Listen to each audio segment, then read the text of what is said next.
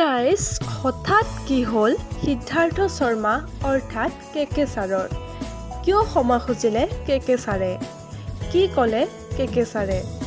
নমস্কাৰ বন্ধু বান্ধৱীসকল পুনৰ স্বাগতম জনাইছোঁ আমাৰ চেনেলৰ অন্য এটি ভিডিঅ'লৈ গাইজ পুনৰ এটি নতুন খবৰ লৈ আপোনালোকৰ মাজলৈ আহিছোঁ আশা কৰোঁ আপোনালোকে আমাৰ এই ভিডিঅ'টি সম্পূৰ্ণকৈ চাব আৰু আগলৈ নতুন নতুন খবৰবোৰ পাই থাকিবলৈ আমাৰ চেনেলটি ছাবস্ক্ৰাইব কৰি দিব গাইজ কেকে ছাৰে নিজৰ ফেচবুক পেজত এটা পোষ্ট শ্বেয়াৰ কৰি এনেকৈ কয় যে ক্ষমা কৰিব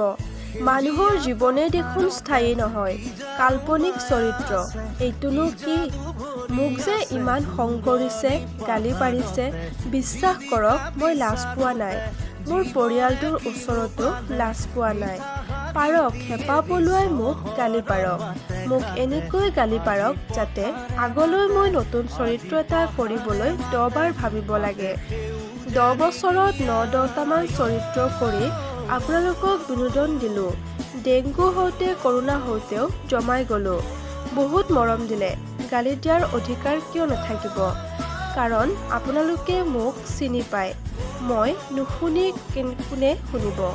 হেঁপাহ পলুৱাই গালি পাৰক গাইজ আপোনালোকে কেকে ছাৰক পুনৰ বেহাৰবাৰী আউটপোষ্ট ধাৰাবাহিকখনত চাবলৈ বিচাৰেনে প্লিজ কমেণ্ট কৰি জনাবচোন